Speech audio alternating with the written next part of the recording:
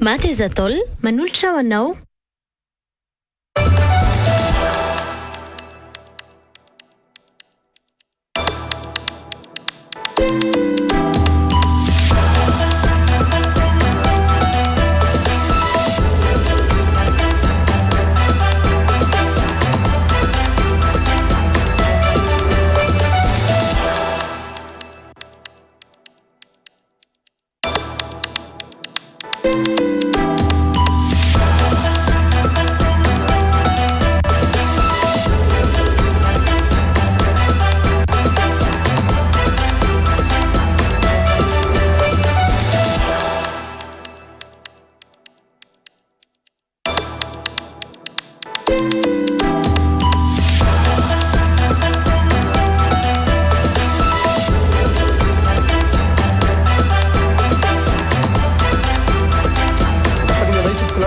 Vavy no iarabanantsika rehetra izay miaraka aminay eto amin'ny Real TV Madagasikara mbo amin'ity alina ity tonga soa isika rehetra atao anatin'ny fandarana l'invité jour spécial andraisantsika vahiny manokana dia tsy zany fa Andriamatoa Niasina Andriamanjato izy moa dia efa ministre teo aloha efa PDS ihany koa ny tanany andraikitry ny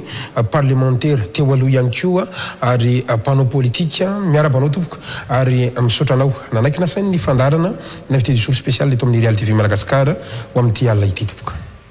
Miarabanao Andriamatoa Gasikara Fensoa ary faly ny tenako manatrika anao eto efa elaela ihany zay. Faly koa ny tenako miaraba ny vahoaka malagasy izay manaraka an'izao fandarana izao na ny eto an-toerana na ny any ampitan-dranomasina dia mirary tombovo sambatra amin'ity taona ity ary hotahin'Andriamanitra isika mianakavy. Misaotra tompoko. Misaotra indrindra tompoko ary manararaotra ihany koa mirasoa anao sy ny ankohonanao amin'izao fatratrarana ny taona 2024 izao ary mirasoa ihany koa ho amin'ny tsara rehetra na zany natrany izy nefa dia mino fa tsy soviana amintsika ny atokantrano intsony raha ny vahintsika anisan'ny sokajiana olobe ihany ianao eto amin'ny firenena satria maro ny ataontsika hoe régime izay efa notetezinao zany raha ny republika fotsiny no resantsika ny andraikitra isa mitokony satria efa mitana ny andraikitry ny olombo fidy ianao efa mitana ny andraikitry ny olombo tendry ihany koa ary ankehitriny zany dia iveloko fa zava-dehibe no ifampiresantsika ho amin'ity alina ity makasika ny raharam-pirenena indrindra sainam-pitiavana sika rehetra iaraka aminay hatramin'ny farany na isika izay meno amin'ny alalan'ny Real 94 FM isika izay mijery ny fandarana amin'ny alalan'ny page Facebook ny Real TV Madagasikara na eto Antananarivo na any amin'ny faritany tsy adino ihany koa ny miarabantsika any ampitan-dranomasina rehetra manerana ny firenena maro amin'izao alina izao Andriamatoa Niasina Andriamanjato ny faharoapolo ny volana aogositra 2024 ny uniona farany teto amin'ny fandarana isika any dia namala ny fanasany ianao rehefa niantso anao iveriko fa ny voaka tao anatin'ny fahanginana nga no azo isokajiana izany ho anao manokana inona ny mety antony satria tao anatin'ny telotona latsaka kely zany ianao zay tena nangina foana fanararoatra ve ny zava-misy toy izao no antony nanekenao zay fanasany zay sa mety misy tanjona politika no amalinao ny antso ka hitenenanao ivanao fahanginana ho amin'ity alina ity tompoko. Misaotra tompoko amin'izany fanontaniana goavana zany. Ny tenako raha nangina dia misy antony ary raha miteny amin'ity andro an'ity dia noho ny zavatra miseho eto amin'ny firenena hitantsika ny misy ny toeran'ny firenena amin'izao fotoana izao ny fahorian'ny vahoaka izay tena azo lazaina fa hoe mikaikaiky tena mikaikaiky amin'ny vahoaka ka hoana moa no angina ny tena raha ohatra ka misy zavatra mba mety azo ny tena hoentina amahana ny olana ny amin'izao problema raha zay ny azo lazana azy hoe ny olana iaina ny firenena ara ekonomika aloha voalohany indrindra dia ny ara-politika efa hitantsika koa izy io koa izay no natonga ny tenanay faly mamaly ny antsonao Andriamatoa Gasikara Fensoa satria misy ny fotoana anginana misy ny fotoana hitenenana zanatrana izy nefa ny fahafantarany maro anao hatrany amin'ny 7 ny tanany andraikitra ministre narambahiny mihitsy azy ianao tamin'ny fotoana amin'ny tetezamita somary nangina kely ianao ny fitondrana irrajonary mampianina ny verina ny fitondrana rajoelona 7 mbola sokajin'olona ho isan'ny pro rajoelona ianao hatramin'ny androany tazominao ve zay sa efa tsy antsony raha andeha ny asana Andriamanjato. Ny azoko amalinanao angamba dia hoe ny hevitro amin'ny hoe pro aniza na pro aniza tsy zay angamba ny zava-dehibe. Fa ny zava-dehibe dia hoe io ny toerana misy ny firenena inona no tokony ataotsika.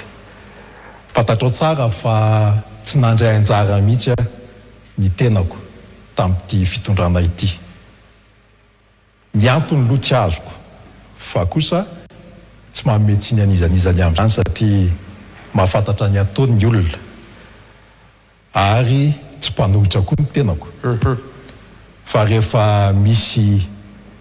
toeran'ny firenena tahaka an'izao tsy hanomezana tsy anizaniza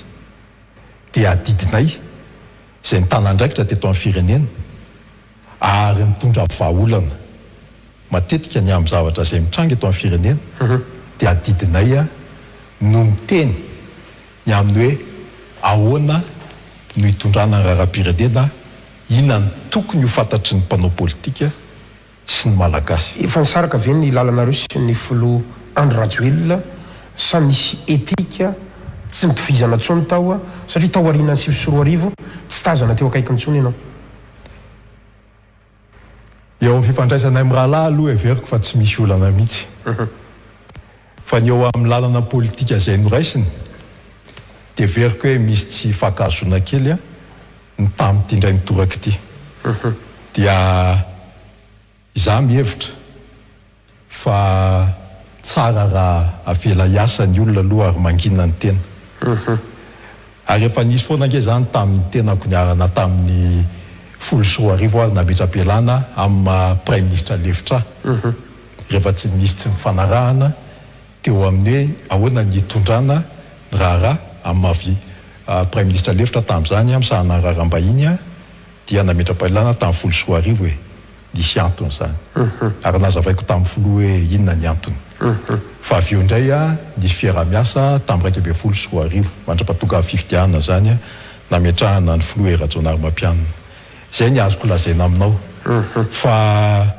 ny fantantro fotsiny dia tokony ahiainy ny tenin'ny olona rehetra ny fitondrana aloha amin'izao fotoana izao satria misy ny olana. Zanajana izy anefa raha mijery ny lalanao sy ny tantara politika anao tompoko dia fantatritsika ny zavatra napetraka ao amin'ny firenena. Mety nampalaza anao ny resaka télécom fa eo ihany koa zany ny andreketanao izay sehatra ny departementan'ny raharaham-bahiny zay fa indrindra ny tamin'ny andro ny tetezamita tsy antsony resakitsika androany fa raha ianao androany 7 no resako ianao ve mieritreritra fa mbola manana an'ilay ataontsika hoe crédibilité na légitimité manoloana ny vahoaka mbola ilay niasin'Andriamanjato mpanao politika izay nankafizany vahoaka tamin'ny fotoanandrony ve le andro anty ianao ve mieritreritra fa mbola manana an'izany atao hoe crédibilité zany tompoka 7 io mo tsy anjarako no miteny azy na manana crédibilité na tsy manana crédibilité fa mifantatro fotsiny dia zao matoa izahay miteny dia manantena izahay fa misy miaino zany ka ny olona mety manatsofina fa tsy maheno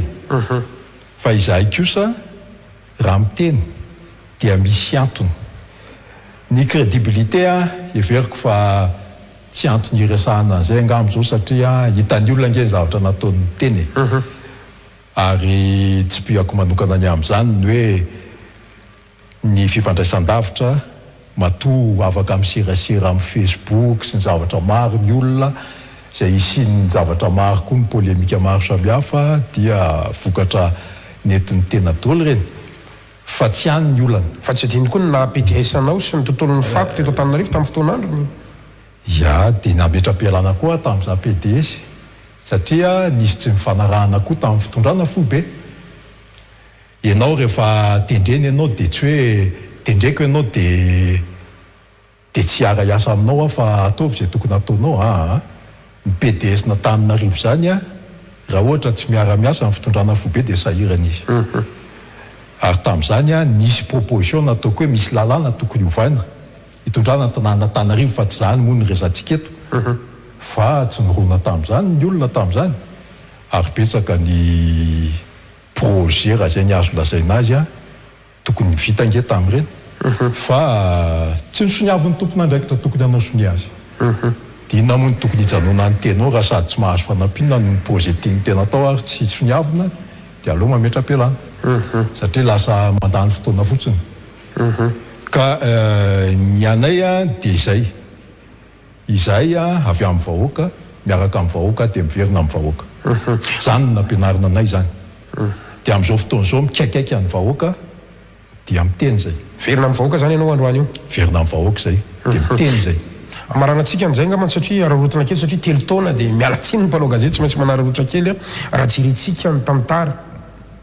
inona ny verinao fa fahatsoanao teto amin'ny firenena tompoka tsy misy olo-marina nge atao amin'ny tantara ary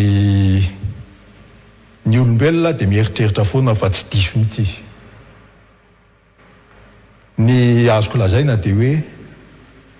ahoana ny fipetraka ao eo anatrehan'Andriamanitra no ajainao ve ny sitrapon'Andriamanitra sa tsy no ajainao izahay indray zany izay fitsaran'ny olona ny tenanay dia fitsaran'ny olona zay fa eo anatrehan'Andriamanitra kosa iny ny zava-dehibe indrindra amin'ny tenanay ary iny no atahoranay indrindra hoe ahoana ny mety hevitr'Andriamanitra ny amin'izay acte na asa nataon'ny tena manoloana ny firenena izay nametrahany any tena dia izay ihany ny azoko ambaranao mazava tsara mihitsy eny ary avelantsika eo iny fa hidirantsika ny contexte sy ny zavatra misy amin'izao fotoana izao any matoa ny asina Andriamanjato ny akaiky indrindra aloha satria raha rotika any amin'ny kristianina ihany koa sary fantatra ny maha-kristianina anao amin'ny mahazanaky ny mpitandrina Andriamanjato risaranao ihany koa everiko fa mbola mitazona zay kolotsaina maha-kristianina zay aloha hatramin'ny androany niteraka ady hevitra iny resaka toriteny tetsy Antsonjombe collision tamin'ny lahady nataony fiangonana protestanta FJKM iny any matoa ny asina Andriamanjato efa betsaka ny resaka natao teto amin'ny firenena tao anatin'izay atelony zay fa mba tiako enona ny hevitra ao fotsiny androany hoe raha iny toriteny iny tokony ho tezitra amin'ny pasteur na ny mpitandrina zaka ve ny fitondram-panjakana sa tokony andiny tena amin'ilay toriteny somba marina ihany lay toriteny nataon'ilay mpitandrina satria aoka tsy adino fa efa nanao kabary mafy noho ireny ny papa tamin'ny fotoan'androny rehefa tonga teto teo ihany koa ny conférence de presse nataon'ny cardinal mahakasika ny resaka monopole ohatrany tsy nisy taitra tamin'izany voafarany teo moa fanetrahana ny évêque ny monseigneur atao ambanja dia saika mitovitovy ny toriteny sy ny kabary izay natao tamin'ireny fotoandreny ka raha itsiko zany le fanontaniana dia hoe tokony ho tezitra amin'ny mpitandrina ve izay ny toriteny tetsy amin'ny collision ny mpitandrina zaka ve izao fitondrana zao sa tokony andiny tena somba marina ihany le toriteny nataony tompoka eny tompoko voalohan-teniko aloha Andriamato Gasikara dia zao ny tenanay aloha kristianina voampanao politika na ny raiko ary tahaka izay kristianina voampanao politika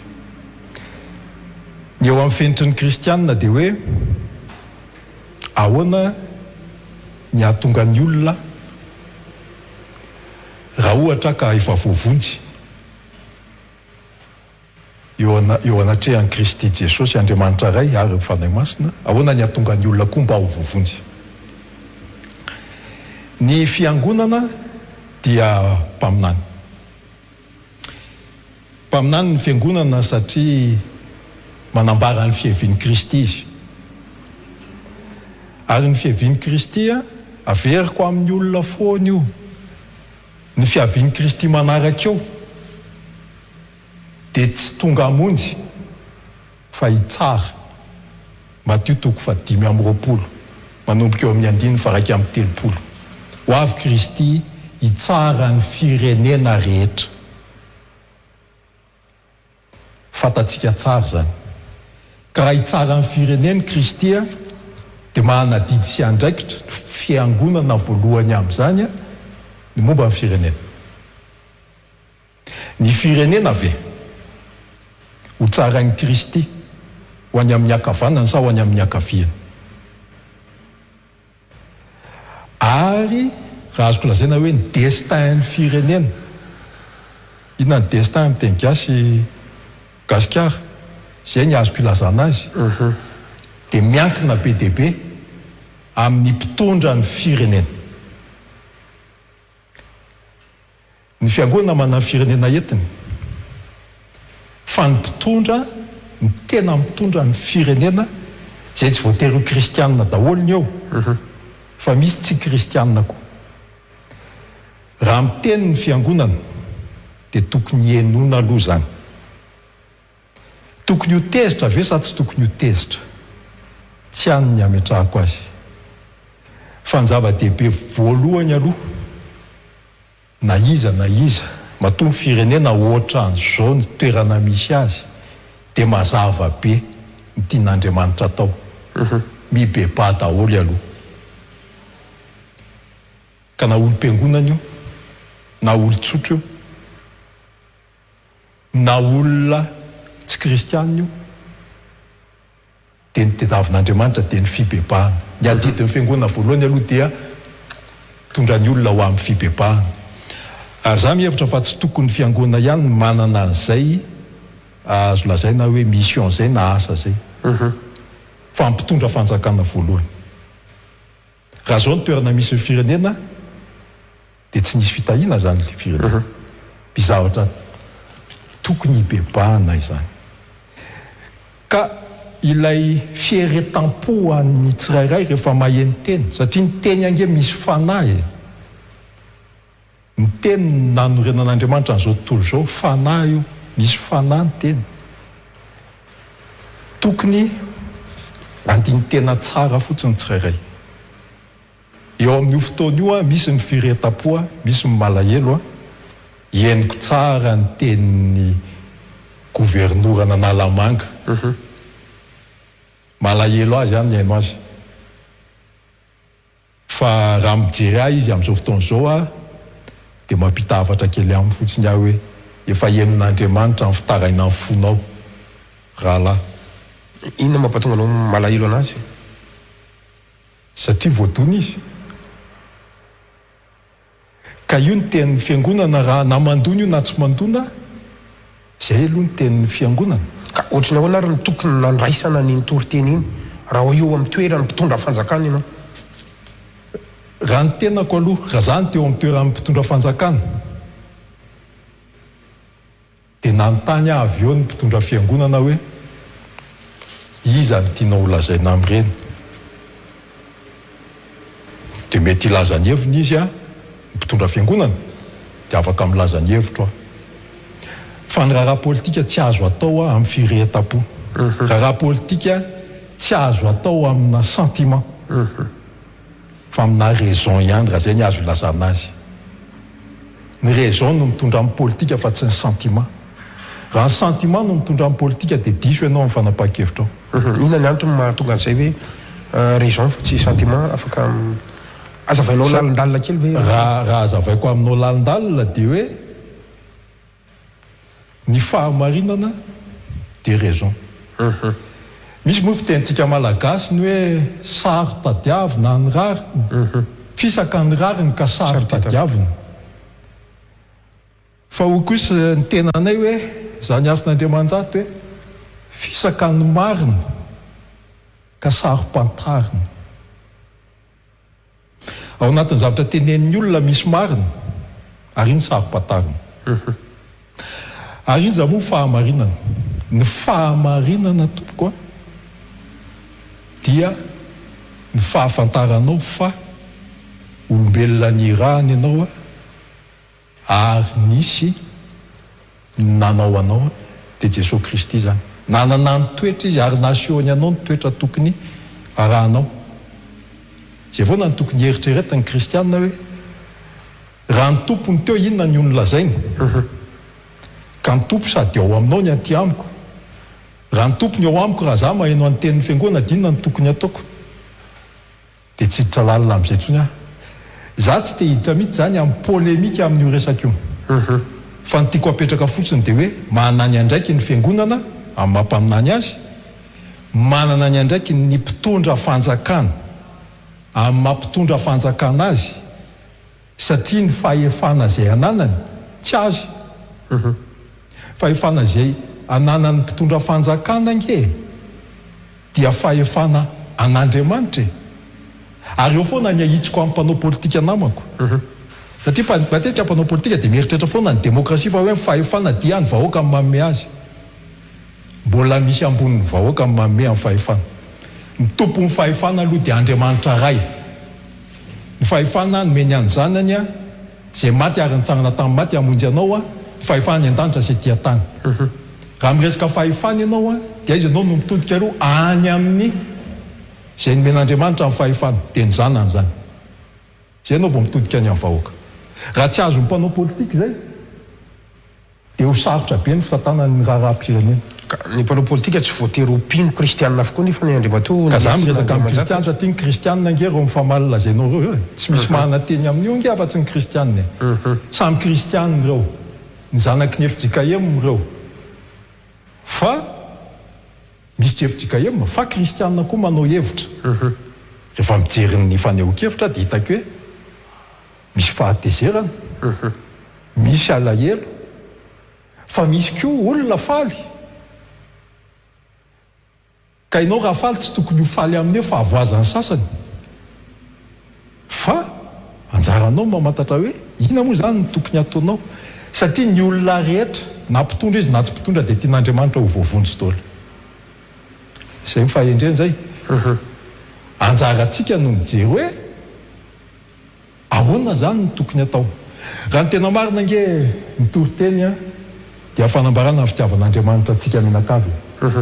ny olona tsiray nge tsara daholo nanaovan'Andriamanitra azy tsisy ratsy akory ny olona fa ny mahadiso ny olombelona dia hoe fanahy inona no arahany ny fanahyn'Andriamanitra zay nahary azy hoe sa ny fanahy izay a niady tamin'Andriamanitra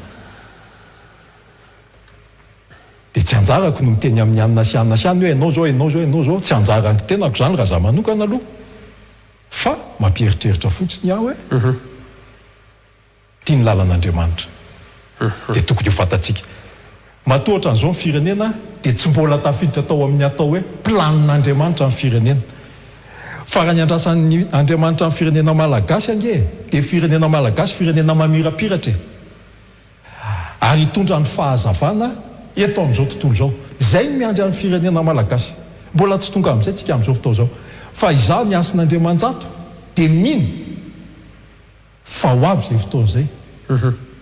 ka ny firenena malagasy no hitondra ny fahazavana ary mamirapiratra na ara-toe-karena na amin'ny fomba fanaovana politika mino an'izany aho gasikara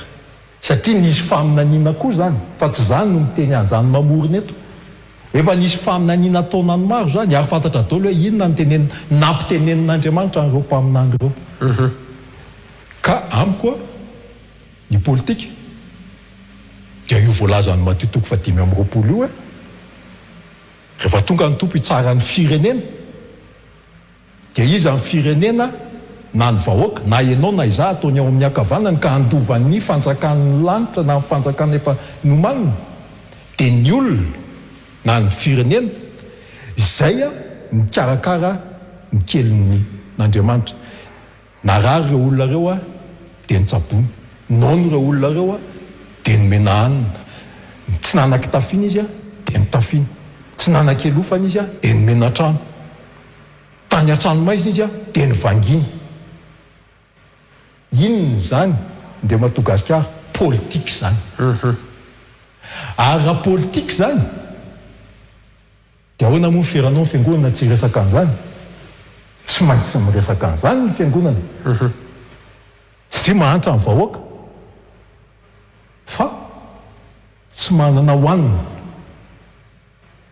kaikaiky ny olona amin'izao fotoana izao ary amiko manokana tsy entina hanomezina tsy nianina sy anina koa io fa aminay a dia zao inona anao atao zay ary situation dia ina ary zany natao dia eo tsika dia eo resakitsika nke gasikara androany itony raha natao hoe solution mihitsy ntsika avy any amin'Andriamatoa ny asina Andriamanjato fa raha miresaka amin'izany fahefana zany ianao ny tamtara dia miverina foana rehefa mandinika ianao androany ary tsy maintsy mahita an'ilay kisarisary miverina ianao ny tika tongavana dia ny atao hoe fivavahana na ny fiangonana sy ny firenena tompoko efa ndraisany zany tany amin'ny hoe eto miakatra ty fireneny ity niverina ny tantara tany amin'ny raika amin'ny sivifolo sy ny jato sy arivo niverina ny tantara taty amin'ny roa sy roa arivo mino fotsiny any sy ny maro hafa sivy sy roa arivo ny mafy zany ary ianao anisan'ny acteur mpandray anjara voalohany tamin'izany sivy sy roa arivo zany nisika io ny etsika mpitondra fivavahana teto ny raharaha FIGN mbola niverina zany tany amin'ny valambe folo sy roa arivo androany niverina ihany koa ny resaka ary saika mitovitovy foana le kisarisary ny fanotaniko dia tsotra tena tsy afa-misaraka amin'ny raharam-pirenena ve ity resaka fivavahana ity aiza ho aiza ilay antsointsika hoe laïcité de l'état tompoko eny tompoko raha iresakitsika ny atao hoe fiangonana sy ny politika na fivavahana ny laïcité araky ny lazainao anatin'ny lalam-panorenana io aloha dia tsoroko fa io laïcité eo avy amin'ny frantsay io firenena frantsay no nanomboka an'io voalohany efa tany amin'ny valopolo sy valonjato sy arivo zany laïcité zany no efa nyresahana tany a frantsa dia ny lalàna voalohany momba ny laïcité tany a frantsa dia lany tamin'ny 1700 sy arivo 1905 ary mbola nisy évolution tarina ny ady lehibe a taty arinany 1945 évolué io zavatra fa inona ny tena ny puran'ny laïcité aloha ny puran'ny laïcité a dia ataoko amin'ny teny frantsay satria izy frantsay nanoratra azy déchristianisation du pays na de la nation déchristianisation zavamariako aloha zay dia inona ny dikan'ny hoe laïcité fa tsy azon'ny olona ny dikan'ny laïcité dia hoe raha taloha ny fanjakana l'état mandoha ny karaman'ny pretra tsy manome vola amin'ny fiangonana ny eo amin'ny fitaizana ara-panahy dia ny laïcité no namaranana hoe tsy mahazo tsony ny fanjakana manome karama ny mpitondra fiangonana fasarahana ny fiangonana sy fitondram-panjakana ary tsy mahazo miditra amin'ny raharam-piangonana tsony ny mpitondra fanjakana fa tsy miteny eo hoe fiangonana tsy mahazo miteny ny fanjakana tsy misy azany eo amin'ny laïcité fa ny eo amin'ny laïcité dia hoe tsy mahazo manome vola mpitondra fiangonana tsony ny fanjakana satria tsy finoana ray ihany io fa finoana marobe niditra eo tamin'izany mbola tamin'ny nanaovana an'io mbola ny finoana katolika ihany nisy tany frantsa ary ela be mihitsy ataonany maro mihitsy vao nanaiky ny fiangonana katolika romanina an'io laïcité io noho n'inona noho ny fatahorany hoe isy finoana hafa hiditra ao a frantsa fa ny tiako fantatsika fotsiny zany dia ny laïcité dia tsy fanampian'ny fanjakana ny fiangonana zay ny netombohany tsy mahazo manome karama ny papy izy tsy mahazo manome karama ny mpitandrina izy raha prosteta tsy mahazo manome subvention kory ary izy raha ohatra zany eo anaty lalam-panorenana ka misy hoe laïcité ka ny fiangonana ka ny fanjakana misubventionné fiangonana dia manitsaka ny lalam-panorenana izy fa ny taixana ny lalam-panorenantsika androany io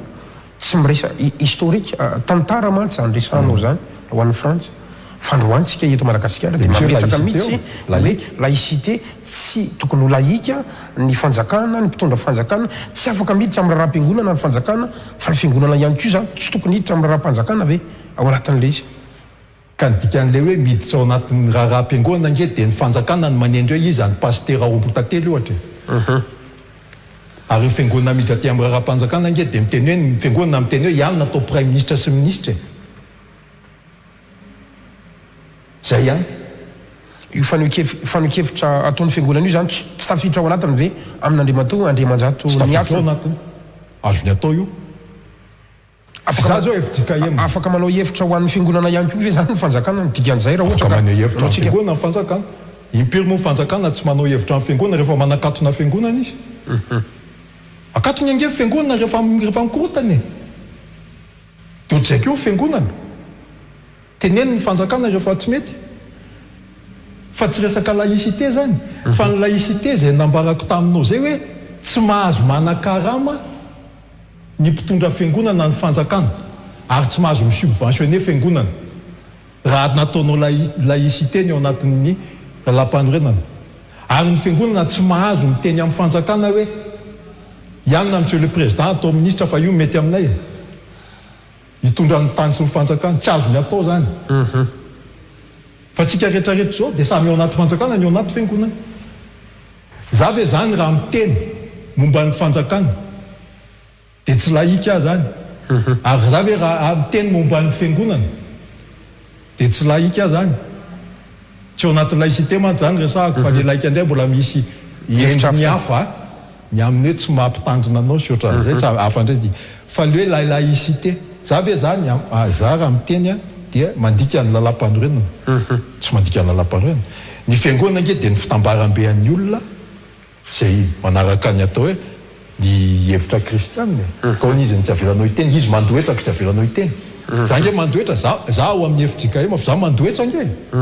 mandohetra amin'ny fanjakana ka hoana ny tsy avelanao hiteny mety za miteny fa mety za mampiteny hoe zao tokony mba tenen'ny fiangonana kosa fa misy antony mahatonga tenin'ny fiangonana fa tsy tokony atao ataitra zany na atao atezitra raha za manokana zany iverenako le satria mitondra firenena ianao mitondra firenena iverenako lay fantanina teo ny amin'ny hoe miverina foana ho ny tamitara manahoana indray ary lay fiangonana la le fivavahana atao fitaovana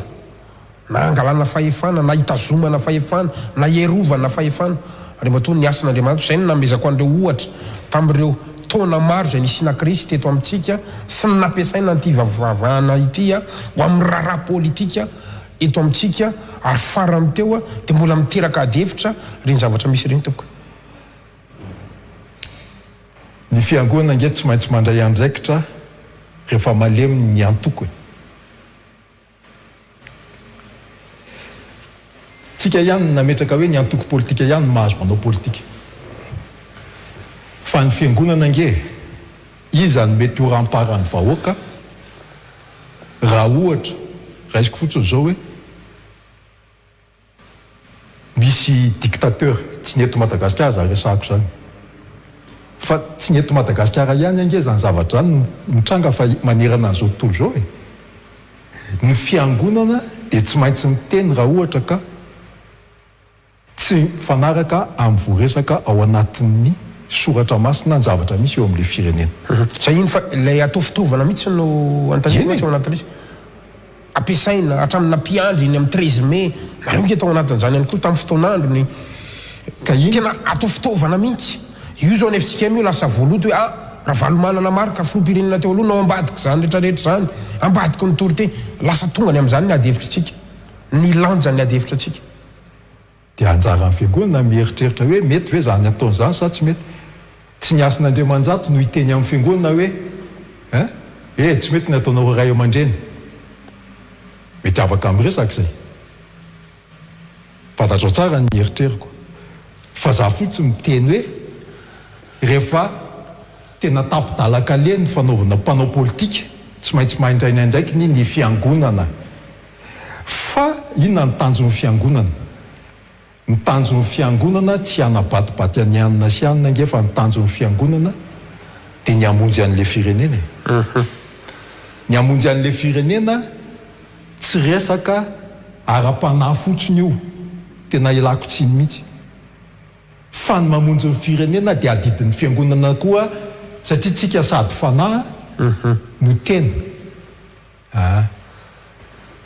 zany nge mahatonga ny fiangonana manao asa sosialy rehefa tsy araky ny fanjakana ny asa sosialy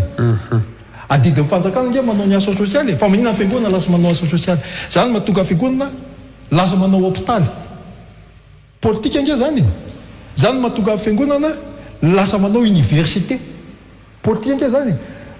raha ny tena marina raha firenena laika ianao dia adidin'ny fanjakana manao an'izany fa matoa fiangonana manao an'izany ary ny tena nahagaga satria tanomboka tamin'ny za mitao anaty gouvernemanta tamin'izany tanomboka tamin'ny 7 dia niteny ny banque mondiale hoe zay amme vola ho an'ny fiangonana fa ny fiangonana no azona itokiny ny amin'ny fitantanam-bola nitenen'ny banque mondiale zany dia zao so ihany tamin'izany fa tsisy hoe laïcité ny constitution raha tsy diso sa nisy ny laïcité dia nanitsaka ny laïcité zany ny fanjakana raha ohatra nanao an'izay niaraka tamin'ny banque mondiale satria ny hevitry ny banque mondiale fotsiny dia zao hoe raha omeko ato ty dia very le vola fa raha omeko ato ty dia voatatana tsara le vola fa ny banque mondiale tsy nieritreritra hoe laïcité sa tsy laïcité dia amin'ny raharam-pirenena rehefa maniraka andriamanitra amin'ny zavatra tsy mety ina moa ny azo fiangonana atao satria ny lalàn'andriamanitra nge ambonin'ny lalàna ny firenena ny vakin'ny fiangonana dia ny texte ao amin'ny baiboly fa rehefa jerena l'izy politika angely izy ary zay foana nolazaiko ny olona voatsela gasikara nanao conférence atao amin'ny université catholique ho an'ireo mpianatra mamita ny master 2 sy ny amin'ny droit fantaniana voalohany napetrako tamin'ny mpianatra science politique master 2 sy ny amin'ny droit namaky soratra masina ve nareo dia gaga ny mpianatra hoe tsisy an'izany atao amin'ny programme dia hoe vakio ny soratra masina fa io ny tena atao hoe science politique resaka fitantanam-panjakana ny ao ary resaka fandamina fiarahamonina dia rehefa hainao mamaky an'io dia ho anareo mpanao lalàna fantatra reo ny lalàna tokony atao eto amin'ny firenena ny lalàna nge ny ainga avy amin'ny didy folo dia fantatra hoe inona zany lalàna tokony atao eto amin'ny firenena dia ohatra zao mametraka hoe mety ve ny lalàna ny amin'ny afaka amin'ny vady ny lasy ny vavy ny vavy samy vavy ny lasy ny lahy ohatra zany neny rosianina zao tonga dia namoaka izy napetrany any amin'ny lalàna raha tsy diso hoe zany lalam-panety tsy azo atao zany fa ny atsika eto mbola adievitra fa ao amin'ny soratra masina ve raha kristianina ianao azo atao zany dia itendry atsika hoe miditra amin'ny politika ave fiangonana satria fiangonana miteny hoe tsy azo atao zany dia zay ny azo koa avaly aminao ka le fanarahan'ny fiangonana le hoe midina an-dalambe tsy décision mpanao politika angeny eto zany dia apetrako tsara tsy ny tenanay no nandeha niantso amin'ny mpiandry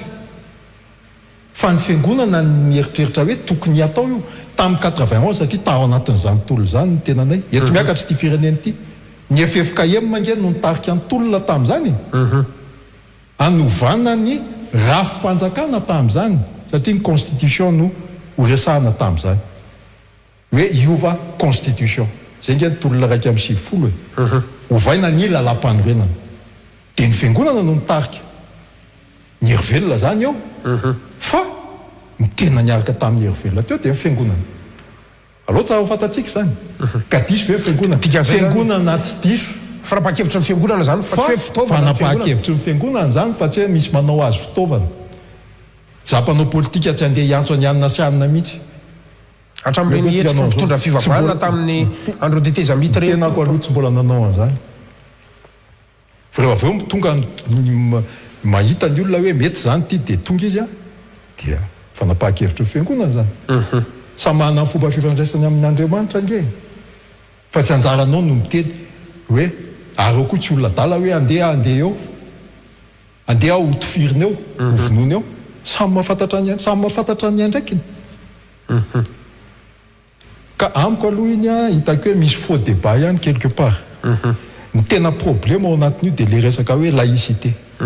fa ny laïcité dia zay azavaiko aminao zay hatrany am-boalohany tsy mahazo manan-karama ny mpitondra fivavahana na manome subvention amin'ny fiangonana ny fanjakana. Ny fiangonana indray a tsy mahazo miteny amin'ny fanjakana hoe ianona sy anona sy anona no tsy maintsy ataonao minitra na mitondra amin'ny fanjakana. Tsy anjaran'izany. Iny anjaran'ny fanjakana ny filoham-pirenena sy ny prime ministre manao an'iny. Dia misaraka tsara. Eny ary idirantsika ny tontolo politika migadona ny 13 andriamatoa Andriamanjato niasina ary manomboka mafampananga no fahitanay mpanao gazety ny toedrara sy ny tontolo izay misy eto Madagasikara eto manomboka samy mamoaka ny heriny na ho an'ireo mpitarika politika na ho an'ireo antoko politika indrindra fa ny mpitondra sy ny mpanohitra ny fitondrana misy mba te antany kely anao ny fahitanao an'izay tontolo politika na ny paysage politique zay io zao ny filoha teo aloha Marc Ravalomanana manomboka tena mahazo aina izy ary tsy napozony maro nahazo olona izy tany Toliara raha tsy nahazo olona izy hatramin'ny tantanan'ny firenena no makatia any amin'izany faritra atsimo zany ary izy moa efa nilaza mihitsy fa lay Ravalomanana roso roa arivo no hita androany efa misy afatra politika zany raha matsiaro ny crise roso roa arivo ianao amin'ny ataontsika hoe fanananao trekefa tompoko no ametrahako an'izany fanontaniana zany hoe inona no mety ho zava-misy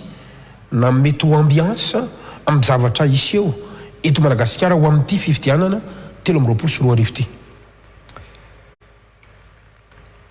Ny fanontaniana aloha dia zao hoe mizara roa ny hevitry ny mpanao politika zao, misy miteny hoe aiamory ny fifidianana fa tsy vonona, misy miteny hoe alefaso ny fifidianana. Zay. Ny andraikitry ny fanjakana aloha dia tsy maintsy manaja na lam-panorenana. Ny fitenenana hoe tsy misy ny vola dia tsy tompon'andraikitra zany. Ary izahay dia anisan'ny mpiteny foana hoe oka mba tsy ny vahiny ny amatsy ny vola anaovana ny fifidianana fa mamatotra antsika izany. Ny tiako ambara fotsiny fizaha tsy hiditra amin'ilay hoe mikorotana ve sa tsy mikorotana. Io Andriamanitra efa mahafantatra ny zavatra hitranga fa tsy fantatsika. Fa ny afotsiny ty mba tiako sarina saitsika hoe nampikorotana antsika anie hatramin'izao dia satria tsika tsy mety hamany tena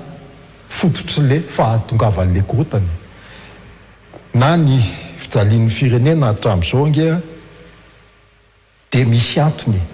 maninona moa tsy mety mandroso mihitsy Madagasikara.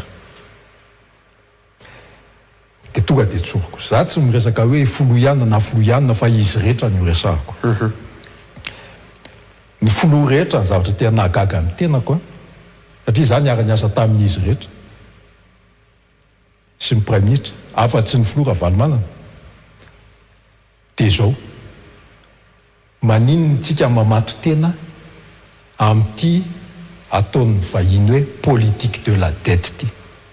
ny politika amin'ny fisosana.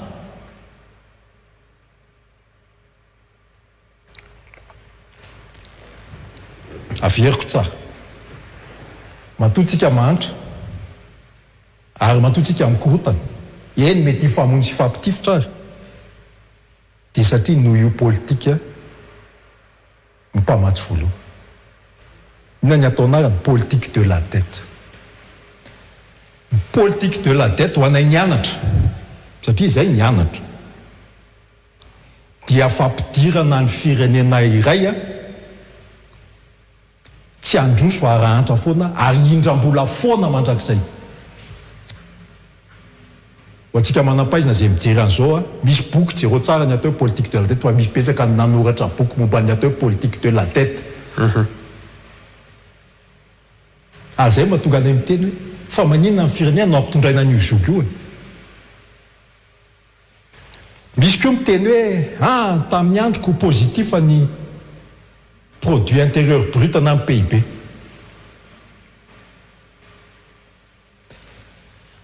Ny PIB Gasikara na ny arkarena fobe samy manana ny fomba fanaovany kajy. Misy karazany telo izy. na la demande na la valeur na la production fa tsika ma économie satria tsika nianatra an'izany no resako an'izany fa ny PIB na positif ary tsy midika zany fa mitombo ny fahefa-mividin'ny vahoaka fa ny zavatra hita teto zany na erazo to zao na positif ary ny PIB de fahefa-mividy vahoaka miaina no ny antony maro eo ny vidim-piainana eo ny taux de change tadio fa ny PIB dollar ny no kialy no anakajiana azy fa tsy ariary fa dollar io dollar io miovaova raha misy problème io dollar io de miankina am'izay ko mety PIB anao raha mifatoranao tamin'ny dollar amin'ny volanao eo mahatonga anay miteny hoe le fototry le olana mihitsy angepilavany ny tenako zany raha nytaninao zao de miteny aho hoe ho an'izay te hitondra firenena sy mbola hitondra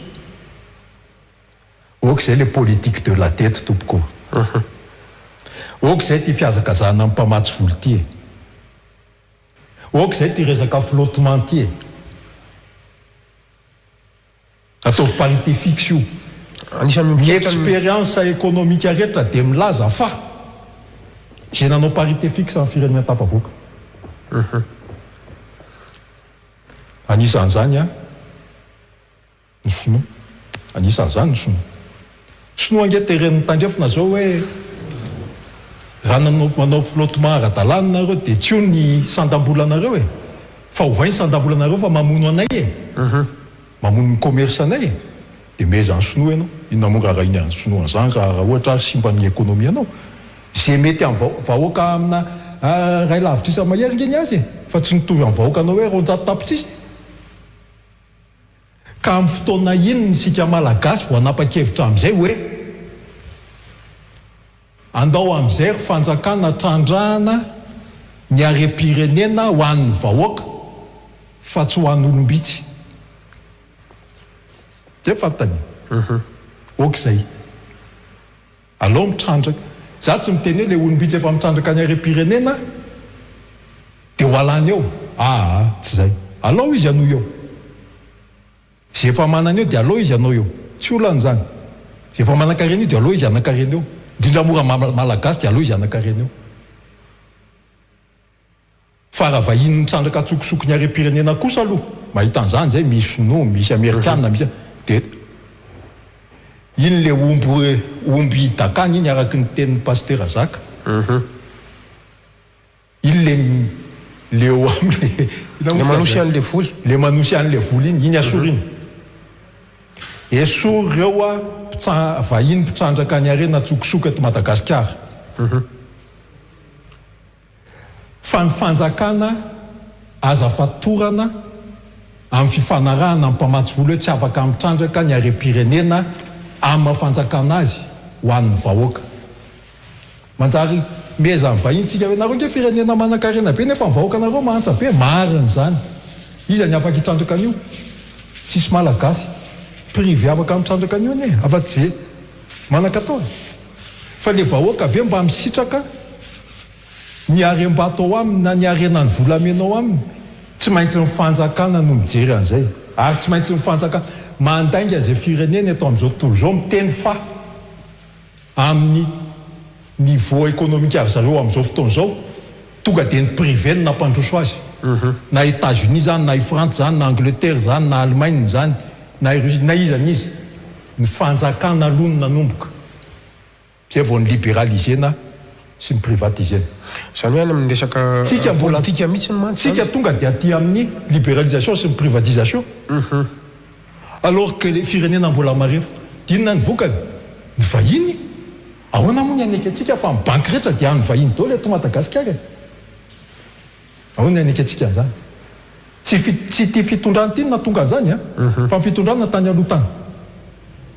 tsy azo eritreretiko mihitsy zany hoe iza zany ny anampy an'le gasy raha banky vahiny io ary saika banque commerciale avokoa ny ankamaroany satria mahatonga azy banque commerciale hafa ny politika amin'ny vahiny fa ny politika anao ny politika anao de hoe anao industria anao fambolena anao an'izao fa reny banky rehetra reny ny privatisena ho an'ny vahiny tena vadika ny vahiny misy io any zay ngely izy gaga ave tsika fo za hoe sika malagasy ny lasa miady alors que sika malagasy tokony iray ary zay foana natonga anay mipetraka eo afovoany amin'izao fotoana zao hoe jeriny ataon'ny fitondrana tsy any ampanotra fa ahoana ny atonga antsika melagavy hiavana sy fankatia tsika hoe manam-pahaizany ny enao moa resaka fifandraisan-davitra teo fa nylalàna amin'ny fifandraisan-davitra 93 001 tamin'ny fotoanandro nge nentin'ny banque mondiale mitety an'izao tontolo zao hoe tia ny lalàna mety tia nataon'ny Madagasikara tia zay vao niova ny lalàna tany Afrika zay vao niova ny taty Azia nanao hoe mivoly tsika tamin'ny 2011 niantso anay ny banky mamono anay nareo toy za hoe satria ny telema io miaraka amin'ny telema toy za hoe mamono ahoana moa zany tia mivoly ty tsy mety ty sady société privée io toy za hoe ka ny telema afaka manao hoe mivola satria manana moyen izy fa nareo ve afaka mametraka agence raha Madagasikara fa ny fonctionnaire ato amiko ange andray 500 000 ariary na 500 000 francs tam'izany efa ariary moa tam'izany 500 000 tam'izany fa 500 000 francs 100 000 ariary zany 100 000 ariary mandeha tongotra 30 kilometatra ny fonctionnaire ato amiko zay vao mahita banky zany zay vao mahita banky andraisany an'le vola ka raha ohatra vitanareo mamenao Madagasikara nareo tompon'ny banky rehetra ao efa vahiny dolo ny banky eo dia tsy meko autorisation tellement anao hoe mivola fa inona ny zavatra nitranga Gasikara io mobile monnaie io nanavitra nyity fireneny ity ny eo amin'ny fanakalozany eo amin'ny commerce zay zavatra rehetra na de privé ary izy fa mifandriko tamin'izany dia eo mba ho an'ny fanjakana zany zavatra fa amin'izao fotoana izao ny any andafy vao manao an'izany vao manandrakandrana an'izany Orange Monnaie zany nanao ny mivola dia tonga koa ny frantsay avy hoe zay anao Orange Monnaie fa ny aminay tsy manao an'ity ina ny tiako lazaina amin'izany tiako lazaina amin'izany dia hoe sika ve anaraka foana ny zavatra ny anarantsika tany ampianarina na ampianarin'ny vazahantsika sa tsika mba manana saina koa amoana n'ity fireneny ity dia hoe hoe tsy alova sika miresaka tsy alova miresaka indre mandeha aloha manam-pahaizana rehetra teto Madagasikara manam-pahaizana hoa ny intellectuel hoe inona no atao eto zay zavatra teneniny any vela ve fa ty Madagasikara ty manana ny maha izy azy ary manana ny spécificité izy concertation ho an'ny intellectuel zany fa tsy ho an'ny mpanao politique concertation ho an'ny intellectuel fa tsy ho an'ny mpanao politika aloha avy eo mpanao politika madika hevitra aty amin'ny intellectuel hoe ahoana zany todrana an'ity mpanao politika nke ny olona rehetra afaka manao politika dole tsy misy maharatsy an'izany fa ny intellectuel ny olona nianatra satria izy aniza mpanao politika tonga eo amin'ny fanjakana dia miantso an'ireo izy dia ataony hoe technicien avy eo zavatra resahan'ny technicien tsy fantany akory tsy hainy akory dia masy normal raha ohatran'izao ny efaran'le firenena izay moa tao anatin'ny sokajin'le hoe sady mpanao politika ny technicien tamin'ny fotoanandro rehefa ilainy zay ao amin'ny gouvernement dia ilaina amin'ny technicien anay fa tsy amin'ny mampanao politika anay satria ny mpitondra teo tsy mifanaraka amin'ny hevitra politika anay fa hoe ama technicien anao ny antsonanao ao anaty gouvernement dia tsy manda zay fa manao zay fa eto aho zany tena mametraka fotsiny hoe tsy efa oaka amin'izay ve zay tsy efa tokony heritreritra ve zay miresaka aminao niditra tamin'ny io politique de la dette io ny filoratsiraka 1987 nanomboka azy fa taty amin'ny 89 taty vao tena nandeha izy mais relève banque mondiale sy ny FMI Madagasikara tamin'izany bonne gouvernance zany fa ny nahantra ihany le gasy ny fahantrana ny namponga anazy ange tamin'ny 91 tonga ny filosofy Albert nanao flottement mba hiverenana amin'ny banque mondiale sy ny FMI taoriana ny crise Nienjery izy 96. Tonga indray nanaraka an'iny. Verina ny filoratsiraka. Mba azahoana an'le vola mpamatsy vola dia namidy daholo ny arena rehetra ny banky sy ny anina rehetra. Niongana izy 2002. Tonga indray ny filora Valomanana. Nanohy an'izay ihany. Raha tsy nisy ny alabato tamin'ny 2006 dia efa niongana. Za candidat tamin'ny 2006 fa nisy alabato tamin'io. Tonga indray ny filoha Andry Rajoelina. Rajonary Mampianina dingina any contre transition. Satria tsy zavatra azo natao teo. Mbola manohy an'ilay politique de la tête ihany. Saika tsy navita mandat 2018. Ary avy efa nisy transition kely teo. Tonga indray ny amin'izao fotoana izao, mbola iny ihany koa mbola nitohizan'ny filoha amin'izao fotoana izao sy ny ekipany. Dia io izy io. Dia isika menakavy no misavoritaka fa hoe tsy misy ny vola. Vola inona ny tsy misy trandrao ny volamena tompoko. Fanjakana miorganize an'izay dia amin'io dia misy ny vola. Hono Andriamanjato niasana tsy mauvaise gouvernance zany nisy teto fa resaka tsy politique de la tête zany nanimba ny firenena teto fe na bonne gouvernance io na mauvaise gouvernance tompoko. Matoa ny tenanay miteny an'izay satria gouvernement efatra amby folo angeny nisy ny tenako. Dia mametraka eto na bonne gouvernance na mauvaise gouvernance le résultat sera le même. Tout foana ny résultat. Tsy maintsy mitotongana foana ny volanao ary mahantra foana ny vahoaka. Ianao ve mieritreritra fa raha hikitika an'ireo arenina tsy tapesipesena ananantsika ireo ny fitondrana dia anaiky an'izany ve ireo mpamatsy vola indrindra fa ireo mpamatsy vola traditionnel na ny Banque mondiale sy ny FMI? Tsy anaiky izy.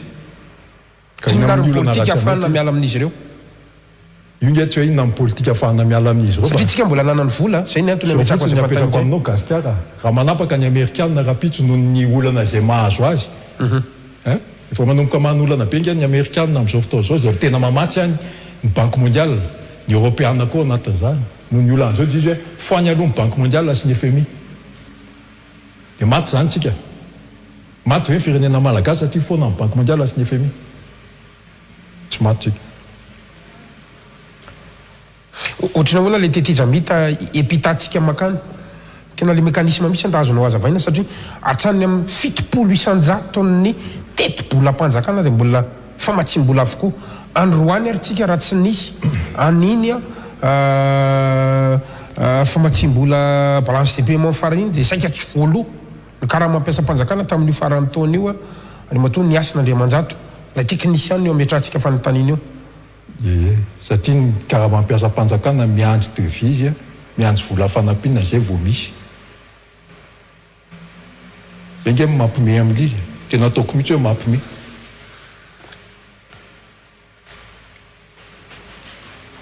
Tsy maintsy hovaina ny système financier sy ny système monétaire eto Madagasikara miala amina ametrahana azy. Tao anatin'io zavatra rehetra io nanomboka tamin'ny taona 1970 nahazoana amin'ny fahaleovan-tena.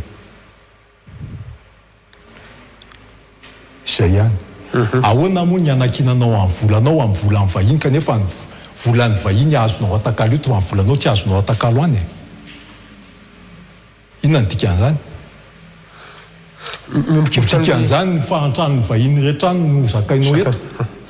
Fa tsy mifandrosoana. Aza raha azonao zany. Za zao nitondra ariary any Paris ohatra satria tonga any anakalo anakalo euro amin'ny ariary dia aiza ny anakalo azy tsy afaka manakalo azy. Fa raha mitondra roupie ianao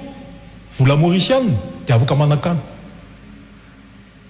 Satria ny roupie convertible. Noho n'inona? Noho ny toekareny mandroso tsara. Fa naninona ny mauricienne ny nandroso satria tamin'ny 1984 izy niala tamin'io système amin'ny politique de la tête io. Tamin'ny 4.7 dia ahoana le transition izy ianao dia inona natao Maurice tamin'izany? Nanao fifanarahana izy tamin'ny mpamatsy vola amin'ny Banque mondiale sy ny any dia hoe alohanay ny trosanay. Pire 4 milliards de dollars dia nalohany trosany. Dia alao zay ho libre. Dia namidiny ny fizahatany. Dia io Maurice hitanao io. fa tsika anie manabetsaka no Maurice ny télécom tany a Maurice ange tsika malagasy nanao azy ny GSM ange tsika nametraka ny tany Comore Côte zany tena lazako aminareo zany ny technicien tsika mbola nalepako tany ka mbola mametraka politika monétaire zany tsy hoe iza ny tsara mitondra na iza fa zao aloha iza no manaraka raha kristiany ianao zay voalaza ao amin'ny soratra masina voalaza ao amin'ny soratra masina mazava mihitsy amiko nametraka taleta taminao a Matthieu 5:20 dia nametraka taleta 2 taminao dia nametraka taleta 1 inona nataon'le nahazo taleta 5 taleta io hoe arena fa tsy voatery hoe vola fotsiny fa arena nanao raharambaritra izy dia nahazo 5 tombony hafa ohatr'izay koa le nahazo 2 fa le nahazo 1 naleviko lizo izy satria matahotra anao afa ianao be voatsiary fa tiany ianao dia ahoana izy ny tompo alaivo a ny arenan'ity olo ity dia meo an'iretsy olo iretsy dia jereo amin'izay sarin'ny Madagasikara tsika mandevona reny io farafaratsy ny ary ny tenen'ny tompo hoe nanina tsy napetraka ao any amin'ny banky io mba niteraka zana-bola hoa ianao zany raha mila banky dia ametrahanao vola hiteraka zana-bola ho anao fa tsy ampitrosan'ny firenenao ka tsy alay taniko ohatranao le politika monétaire vaovao eritreretiny Andriamanjato ny asina ovaina zany eto amin'ny firenena za manany eritreritro fa zay nolazaiko hoe andao aloha tsika ione tsika mpampianatra ny université ina ny zavatra ampianarintsika tsika nianatra ny économie sy finance andao aloha tsika ione satria ny zavatra hitako dia zao ny fitantanana n'ity firenena ity dia ohatra mitatana firenena amina vola convertible dia nietra no ampodinana amin'ny fanjakana fa tsy zaka amin'ny vahoaka no mampiodina amin'ny fanjakana amin'ny etra tsy zaka amin'ny vahoaka io fa maty ny vahoaka ary tsy haken'ny vahiny mihitsy satria izy tsy manana zany hoe ny fanjakana nitrandraka ny arena eo fa centrale nucléaire an'ny Frantsa nga an'ny privé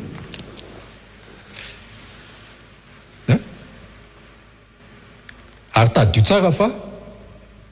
na dia mifanarahana ary zay ko ny eo amin'ny resaka énergie hoe tsy azo atao tsony no mitrandraka charbon zao izy menakavy lasa miverina mitrandraka charbon indray dia ho alaindray zany ny charbonnao aty koa mila mieritreritra sika gasikara zavatsara mihitsy za zany tena mametraka mihitsy a amin'ny hoe mitondra fanjakany zay a ka afaka miteny zay hoe inona nety inona ny tsy nety ianao miteny hoe nisy fahadsoanao ve teo hoe mety nisy fahadsoko teo fa ny fahadsoko a Andriamanitra no anontaniako azy fa zao vao tonga saina hoe maninona tsy natao zany tamin'izany fa nohoany ny asina zay nge ny teny foana Andriamanjato vao manome lesona ho an'ny mpitondra rehetra tantana nefa ny ianao mba tao anatiny antan'io daholo ny prime ministre sy ny filoha teo fa izay dia ny teny foana hoe ajanony aloha flottement io 2 ajanony ny politique de la dette ny herin'ny économie anao tsy mifindramam-bola fa mifindrandrahanao ny arenao fa mety ampitondra lizy satria zao ho ny mpamatsy vola hoe ny olona tsy miankina amin'ny fanjakana ihany no mahazo mitrandraka ny arena fa ny orinasanareo fanjakana rehetra amin'ny dio daholo a ho an'ny privé dia nekeny za tao anaty gouvernemanta fa ao anaty gouvernemanta ange misy vote ohatra lazaiko aminao zao azoko lazainy zany satria za efa tsy ao anaty gouvernemanta zao za nge tsy d'accord amin'ny kity fere tamin'ny Ambatovy koa tamin'ny fotoanandro ny filan-kevitra manapaka an'izany kity fera hoe 3% fanjakana sa 4% minoritaire nefa arena be io tsandrahana io filan-kevitra ministra ho manapaka an'izany filan-kevitra ministra manapaka an'izany ary manapaka amin'ny filan-kevitra ministra dia mangina ianao na ianao miala ianareo nangina sirany mba tsy miala mangina satria za mbola manasy eo amin'le télécom tokony vitaiko dia mangina afantatry ny olona mitondra teo zany e fantatry ny prime ministre teo koa zany anisan'ny nikevitra amin'ny hevitry Jean Jacques Ratsetso hatramin'ny fanafoanana midy zany Andriamanto ny asin'Andriamanjato androany satria izany koa anisan'ny solokevitra ny flottement ny fanafoanana midy fampiakarana ny fahefa mividy pahitokarena anisan'ny efa nandalo tety ihany koa ny resaka an'izany mantsy reny ange olona mivoaka tany andrefa na ary manana doctorat ny olona miteny oatra zany za tsy manana doctorat amin'ny économie sy ny finance fa ny zavatra mbaiko dia ny formule nataonay mathématicienne anaovana amin'ny finance sy économie indray azonao antanina amiko zany mahatonga miteny hoe formule amin'ny PIB io tsy miteny raconte ny coût de la vie io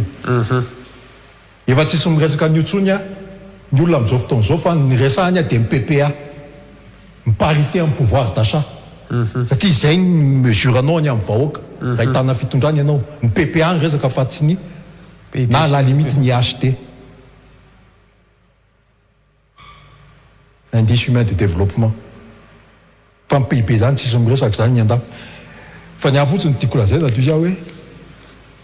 ny resaka iny ranga iny matoa izy ny teny dia misy antony fa raha zany no antaninao dina moa ny andakako amin'izany fa ajanono midy ajanono na dia roa taona fotsiny ary ina moa ny nataony Malaisie tamin'ny crise financière tamin'ny 2008 nisy crise financière tamin'ny 2008 ny tenen'ny banque mondiale izy moa tsy mahana ny FMI izy moa tsy mahana accord am'ireo tenen'ny FMI izy anao flottement tsy nanaiky mahatira satria misy crise financière ao izy dia ataonay fixe en cours pour 2 ans dia tsy nisy ny nanala ny volany ny mpandrahara tandrefana rehetra tany Malaisie fa nijanona tao Malaisie anisan'ny nahavoavonjy amin'ny Malaisie zany azonao ary mbola lazaiko eto hoe mora kokoa migérer en parité fixe rehefa tsy convertible amin'ny volanao tsika ave gasikara hitrandraka volamena dia mety aritsika amin'ny dollara ny vola entintsika hitrandrana volamena fa ny fanjakana afaka mamoronasa na dia amin'ny fitrandrana volamena fotsiny ary ho an'ny vahoaka angon'ny fanjakana ny volamena dia amidiny tsy mila tehirizina akory satria izy sasany hoe gagangy volamena ny monnaie de change amin'izao fotoan'izao amin'le économie moderne Nixon mantsy nanaovana iny ka tsy zany angely resaka rehefa ny devise ny tianao be dia be atao aminao dia amin'ny dio ny arenanao dia mahazo devise anao dia milamina ny cournao mety convertible sa amin'ny aray rehefa avy eo zay ny tenenako hoe alao miresaka mazava tsara misy alao miresaka farany somary tsy atra kely fotsiny eo amin'ny resaka taux d'échange moa fandraisanao iny fa le état fahita mihitsy tsy manambola le fanjakana androantsika io mety misy vahaolana foezaka ave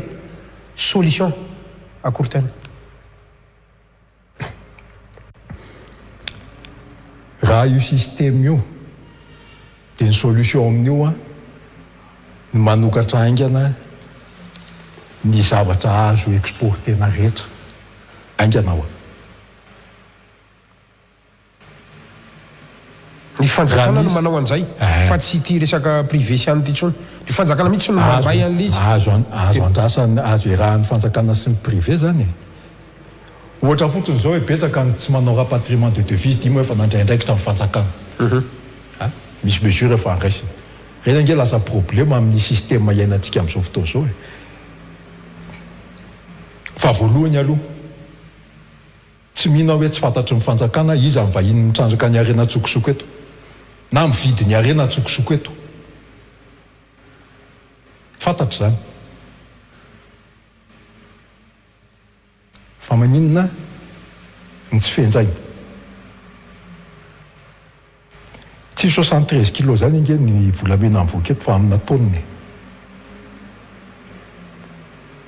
azonao fantatry ny fanjakana zany sa ve misy olo-mpanjakana miaraka amin'izany za tsy mahalala aby za tsy mitianizan'izy zavosiny hoe tokony mandraindraikitra ny fanjakana ahoana ny atonga ny exportation aloha iroborobo aingana resaka tourisme ohatra raha ohatra zao sinoa teo an'ny Madagasikara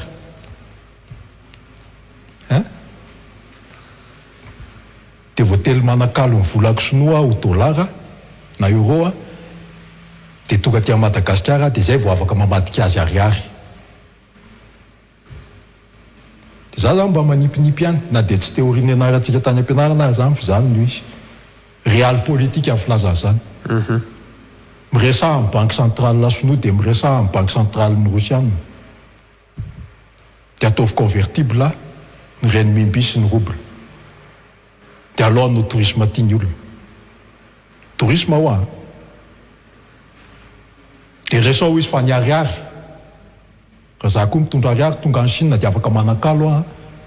ny ariary ho renminbi. Fa maninona moa ny anakalo ariary amin'ny dolara rehefa hividy zavatra any Chine. Fanontaniana so dia efa tokony io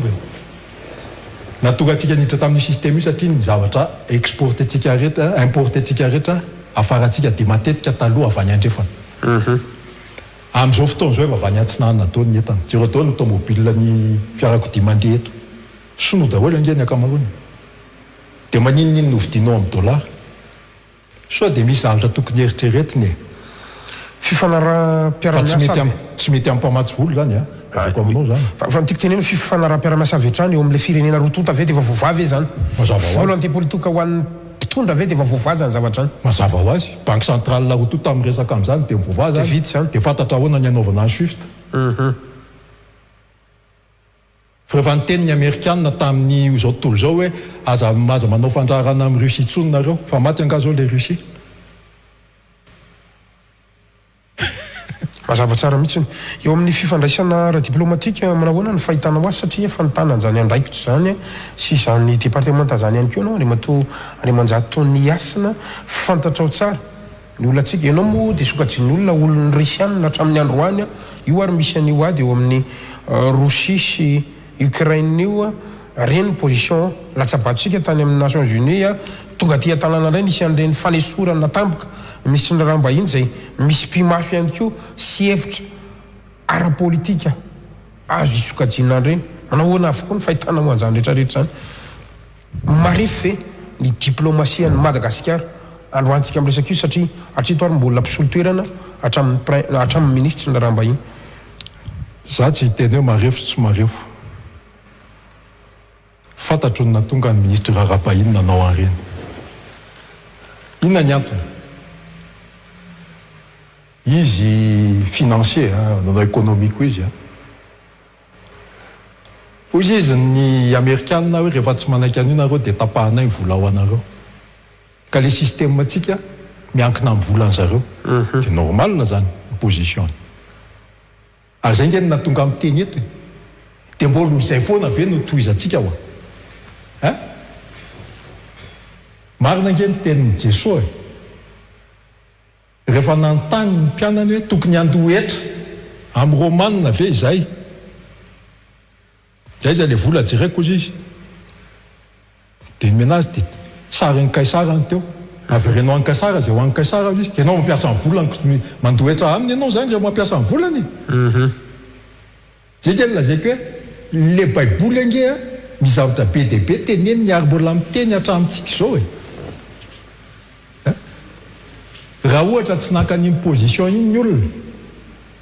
dia tapaka any amin'ny famatsim-bola dia eo ianao miteny hoe tsy misy ny vola ahoana ny vola tsy misy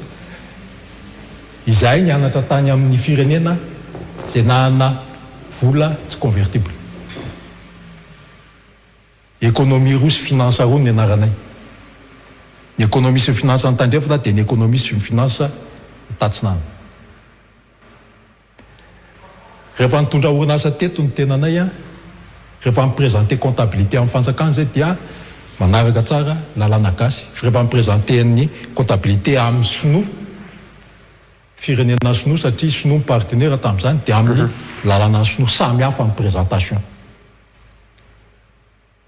dia eto zany mametraka tsara mihitsy hoe mila manao choix ihany tsika za tsy miteny hoe hiaraka amin'ny anina na hiaraka amin'ny anina fa ny choix tsy maintsy ataontsika dia hoe hitondra ny ziogany izy tsika satria lasa mitondra ziogy ianao amin'io système io dia misintona ny sainy maro zay hoe oka izay le efa nentina hatramy zay fa misy solution hafa ary ny teknôlôjia manome antsika opportunité hafa asa raha azo mikasikara ny teknolojia fanasanatrany tsy misy mihitsy mampatahotra ny amin'ny zavatra tokony atao diplomatie ny resahanao ny guerran'ny Ukraine nge mazava ambaranay amin'izay mba tsy ampy fahalalana na hoe tsy tena malala ny ady ny hitan'ny olona fa inona tonga ny ady ny Amerikanina tsy maintsy miprovoke ady amina firenena iray ahafahany manodina ny industriany sy manodina ny ekonomiany ary zay ny fahavoazan'ny filohan'ny Amerikanina le Trump zay tsy netianao ady efa ataony izy nitondra tsy nisy ady tsy maintsy nalana izy amin'ny fomba rehetra na ahoana na ahoana fa tsy maintsy misy ady ahafahana manodina ny ekonomian'ny Amerikanina ny Rosiana malala an'izay fa rehefa niditra tamin'le ady Rosiana dia fatany tsara hoe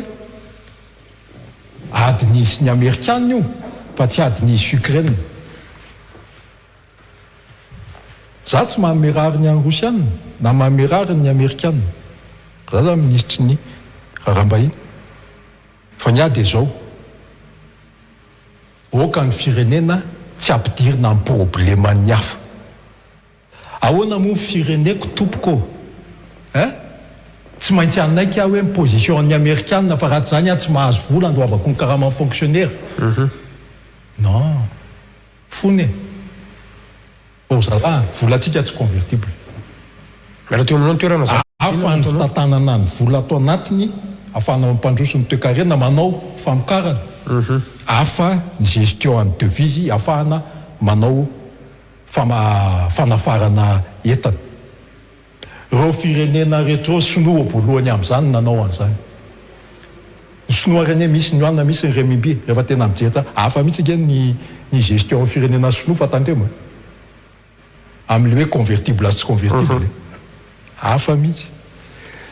tsika za tsy miteny hoe andao tsika anaraka ny ataon'ny sinoa tsy zay fa tsika isika ao manana spécificité tsika manana arena tsika afaka ny tafavoaka ny faminanina ny men'Andriamanitra nyty Madagasikara ty no ny arenany Madagasikara anisan'ny firenena mandroso indrindra eto amin'izao tontolo zao raha mahay mampiasa ny talentana velao amin'izy zay na mela talenta ho atsika ankehitriny izy dia tokony anao raharam-barotra tsika afahantsika mahazo tombony afahantsika mikarakara ny vahoaka atsika fa isika tsy avela manao an'izay dia eo ny fanontaniana eo ka ny aty any amin'ny hoe iza ny ofilo iza ny efa mahazo vahana iza ny tsy mahazo vahana tsy any ny olana fa ny olana dia zao so dia ny olona te hitondra firenena no resahana hoe so dia efa tokony hiova amin'izay le politika raika amin'ny telopolo taona Gasikara niditra tao amin'ny fitondrana enimpolo taona zao raika amby enimpolo taona amin'ity taona ity dia mbola oatra n'io ihany le firenena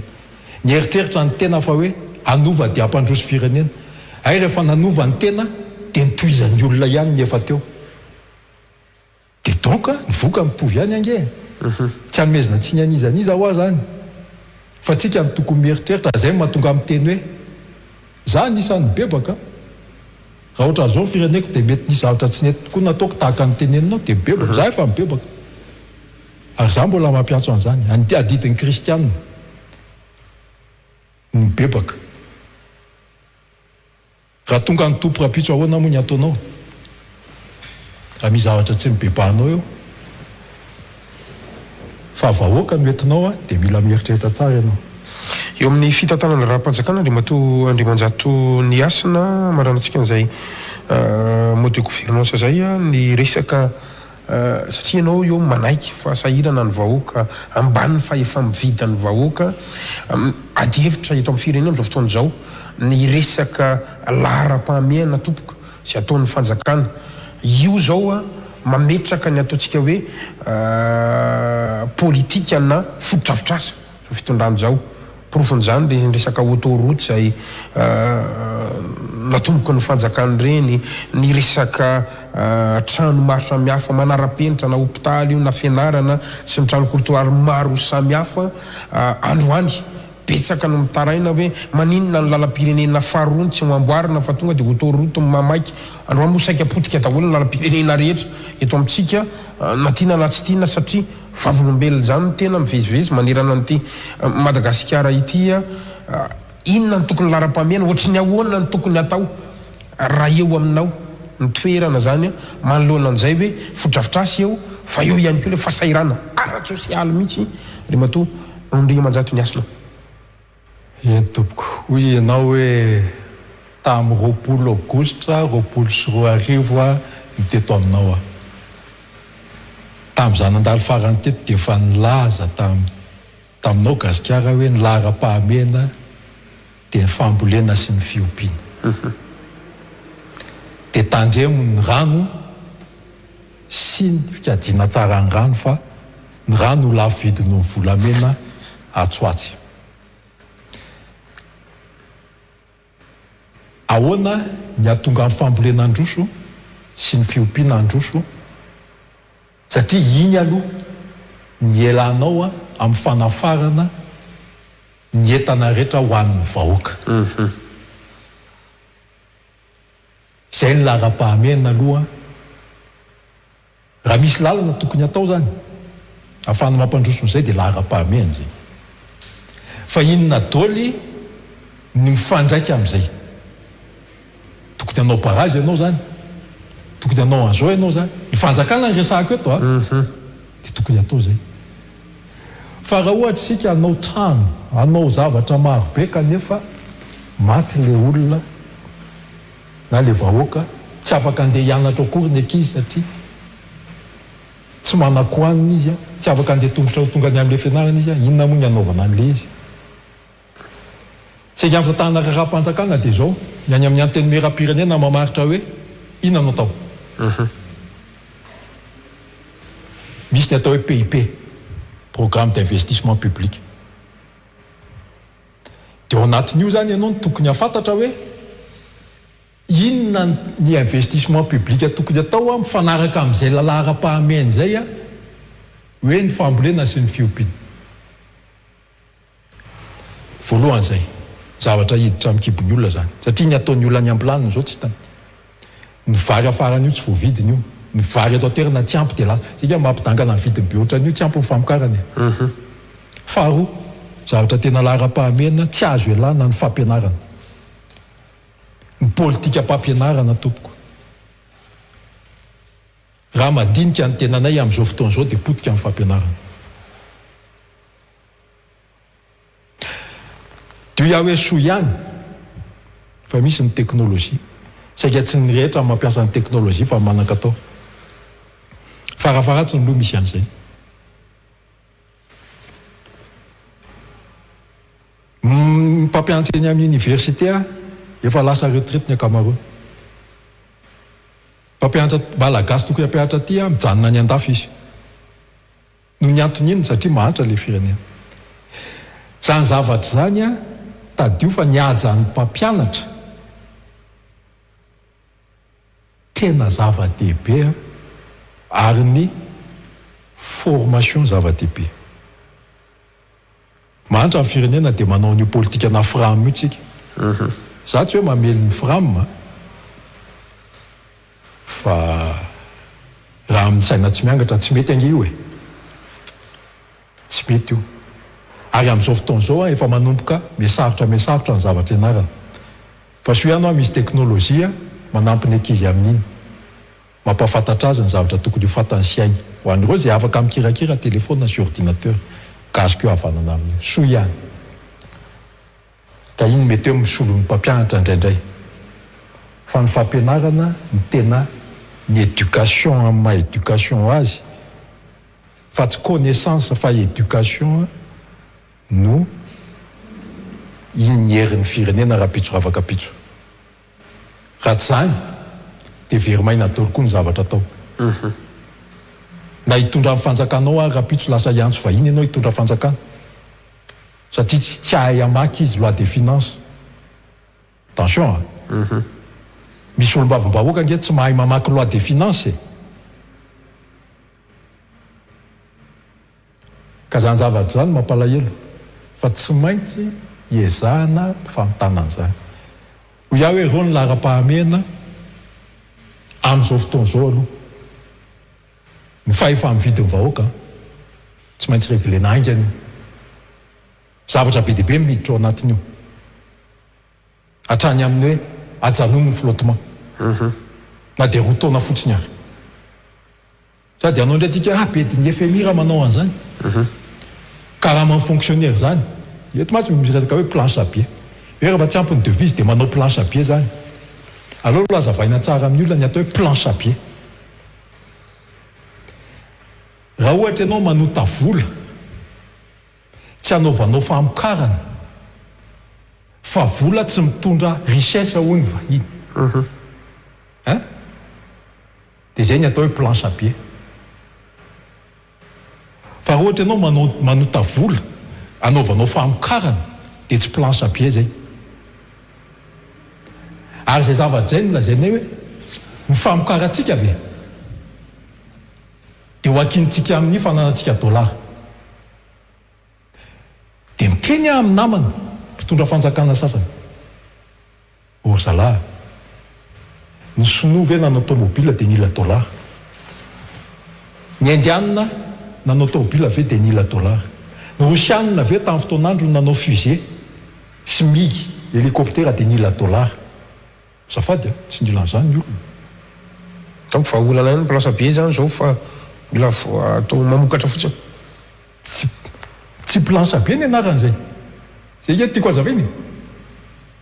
raha mamoaka vola aminkarany ianao tondra arena dia tsy planche be ny anarany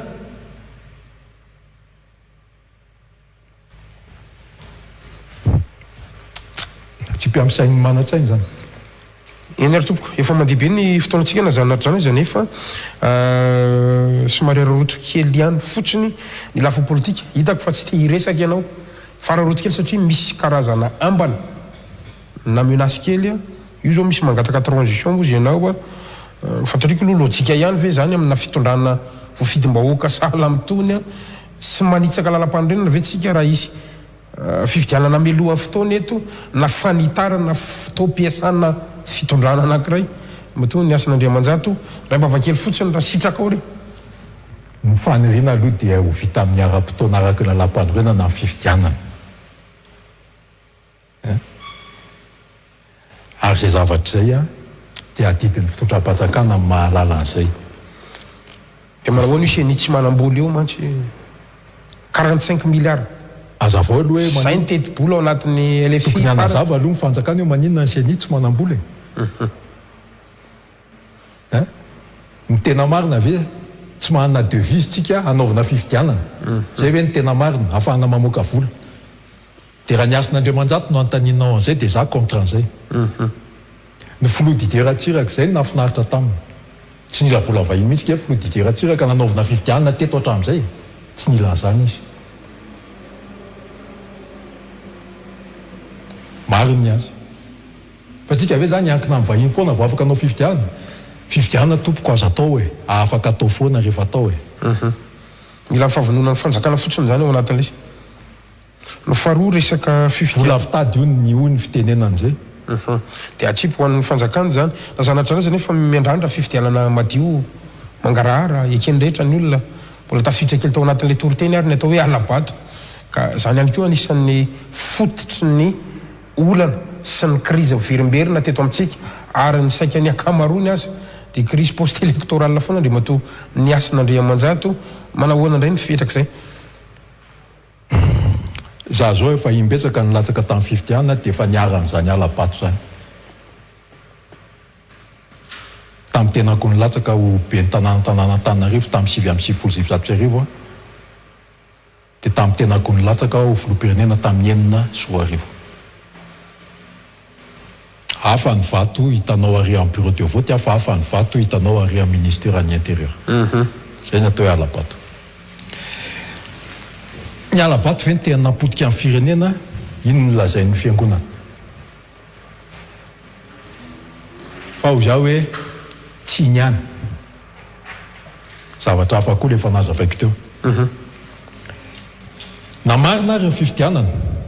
ty zany tena fandrezentahatro manokana izahay sy ny antoko misy anay sy ny any namarina ary ny fifidianana fa mbola anoy ny politique de la dette sisy hoe mifampantrona amin'ny fanjakana dia ny fahaizana mindram-bola sy ny mampitrosa amin'ny firenena dia ohatra n'io ihany ny vokatry ny raharam-pirenena mazava tsara misy fa za manokana contre ny alabato satria za niaran'izany fa ianao izy ianao nanana natraikefa tamin'izay fifidianana maromaro zay iny tsaroako tokoa tamin'ny 50 ny asan'Andriamanjato be ny tanàna atoato zany no hira faneva tamin'ny fotoan'androny manahoana indray ny fahitanao an'le rafiky mitantana fifidianana sy mitsara fifidianana nisy an'iny tiako atongavana raha tamin'ny ministeritsika fahiny zao io lasa misy an'io voamera-pirenena maloha tena misahana amin'ny fifidianana io ny faharoa farany mbola tafiditra anaty processus zany lay resaka bulletin tokana tamin'ny andronareo mbola samy nanana bulletin tamin'ny fotoan'andro ny tsaroko tsara ao anatiny manahoana ny fahitana ho an'izay zavatra rehetrarehetra ny ady zao ihany raha olo-marina mitondra fanjakana matahotra an'Andriamanitra dia ny fanjakana ihany manao ny fifidianana raha resy izy dia madio ny eritreriny mikisakisa fa ty resaka senisy zavatra maro ty nge napetraky ny mpamatsy voly marina sa tsy marina ary saka ny tany afrikanina ihany no misy an'le izy fa ny an'zareo tsy misy an'io tsy misy zany ange fa mampanambaninanao zany kanefa nampiova zavatra ve zay tsy nampiova zavatra nisy any ny alabato dia anjarantsika mieritreritra amiko zany ny système eo fa ny tena zava-dehibe indrindra dia izy ny olona mitondra amin'ny fanjakana zay veritsika rehetra fa tokony hipetraka dia olo-manga olo-kendry olo manam-pahamarinana misy olona ray zay ny teny hoe betsaka ny olo-manga fa vitsy olo-marina dia olo-marina io zany rehefa misy ny olo-marina dia tsy mila n'io structure problème be dia be io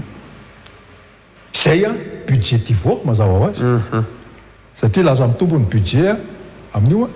dia lasa saherantsika menakavy fa azo antenaina ve zany raha hoe eto Madagasikara za manantena misy olo-marina zany za manantena tany folikoly eto amintsika manantena satria misy fiangonana amin'ny taizantsika mazava tsara mihitsy misy fiangonana amin'ny taizantsika amin'ny fahamarinana dia akatò sisika tsy akatò okotsika akatò ny fahamarinana zay ihany ary fantatsika izy le fahamarinana manamasinanay amin'ny fahamarinana ny teninao fahamarinana hoe ny tompo fa avaka farany nataony alohana andohana azy zany teo amin'ny azo fijaliana eny ena andria matoa ny asan'Andriamanjato tapitra moa ny fotoanatsika nazanonatro zany araroto kely saika ho ataoko fanontaniana ensatsia ty nefany raha ensatsia ny valina dia tsy mahazo ny antony dia andeha ataoko ampamarana resaka fifidianana antsika mino ny faneho-kevitra ao mino an'le approche ataonao satria tsapako misy approche ataonao misy terrain tianao volena zany ao anatin'le adevitsika oraray sasantsika ny araka teto ho kandida ho filoham-pirenena ve any matoa ny asan'Andriamanjato tompoko eny tompoka zao angamba ny azoko amalinanao Andriamatoa Gasikara kristianitsika amin'ny rahalahy misy karazany telo ny olona milatsaka ho filoham-pirenena na milatsaka hitondra fanjakana amin'ny ankapobeny filoham-pirenena moa ny antanianao dia iny zany resahako misy ny olona irahan'ny atokony sy ny tenany misy ny olona irahan'ny vahoaka misy ny olona irahan'Andriamanitra raha toa ka Andriamanitra maniraka ny tenako amin'izany andraikitra saropady zany dia manao fa raha tsy zay le izy dia tsy manao ny antony dia zao rehefa tonga amin'ny toerany ianao iza ny anteranao ny tenanao sy ny atokonao ve sa ny vahoaka ve raha zay ny anteranao dia tsy hamokatra ny zavatra ataonao fa raha andriamanitra ny ateranao telo zay iray ny resahako teo dia hoy ny soratra masina hoe sambatra zay manana ny Jehovahandriamaniny ary zay marina zay le fahamarinana resahako mila makatoa ianao zany dia raha zay dia tsisy atahorako satria iza moa Andriamanitra nge mandresy amin'ny zavatra rehetra ahoana ny afantaranao hoe Andriamanitra no maniraka anay eto na inona ny antoka ilazanao fa Andriamanitra no mametraka anao izay ho an'ny mpanao politika ary rehefa nambarako foana tamin'ny mpanao politika ny ministra namako ny prime ministre eny fa na folo sasany ary hoe fandrezendahatra anao ao apo Andriamanitra mametraka azy nisy filoha anankiray zay rehefa niteneniko hoe rehefa anao ministra ianao andriamatoa filoha dia soraty daholo ny anaran'ny olona zay heverinao fa tokony ho ministra dia mangalahy hevitra ray ianao dia ao ianao sy Andriamanitra mandoalia ianao dia tonono tsirairay le anarana hoe ty ve tompo afaka ataoko ministra dia mahazo valiny ianao dia zay membre ny gouvernement anao mety misy tezitra maheno an'izany hoe inona koa zany méthode ny asan'Andriamanitra zany zay aloha ny eritreritro ny fahefana dia tsy an'ny vahoaka fa an'Andriamanitra Andriamanitra indray avy eo no mandresy lahatra ny fony vahoaka ny ifidy an'iny olona iny kanefa atao anatin'le demokrasia mbola mety isy ny alabato dia mety tsy le sitrapon'Andriamanitra ny ho tanteraka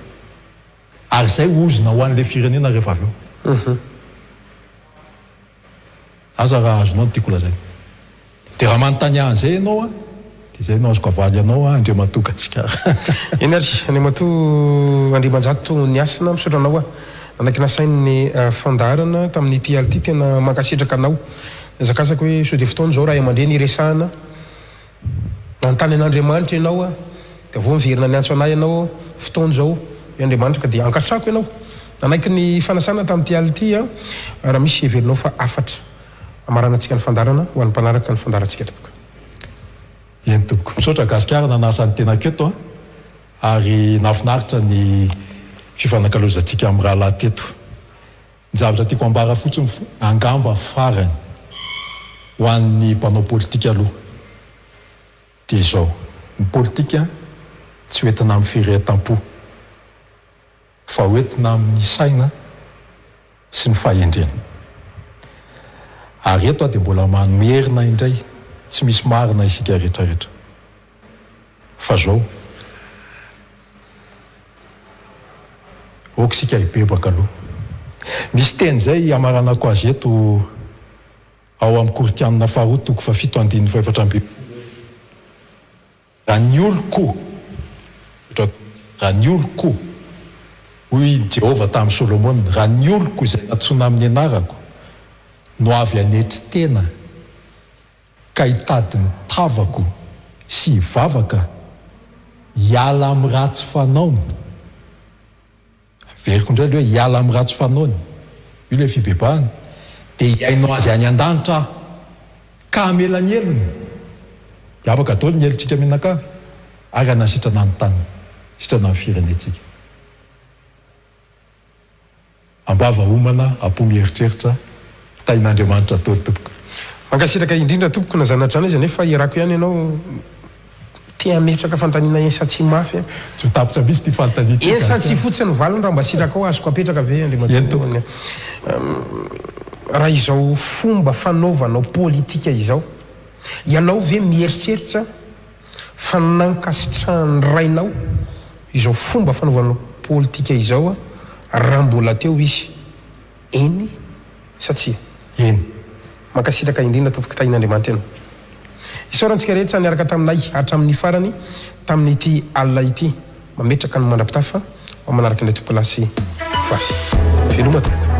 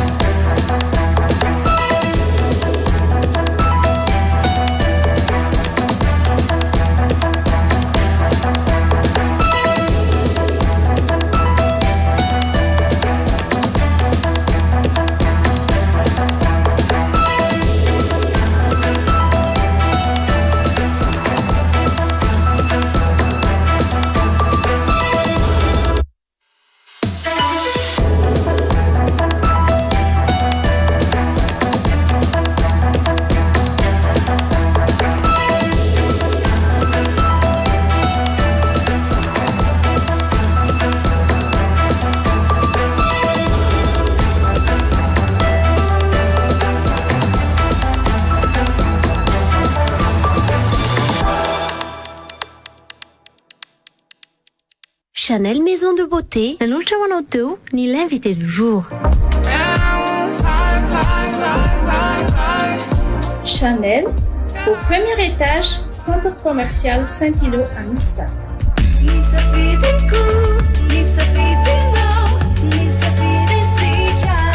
Mila! Quelques gouttes suffisent. Azo antoka foana fa atsirona andro rehefa ampiarahana amin'ny sardine libérateur ary vao mihinana indray dia te hihinana foana. Libérateur, une liberté de saveur. Mateza Atoll manolotra anao ho amin'ny fanorenana maharitra sy mateza amin'ny vidiny tena mirary.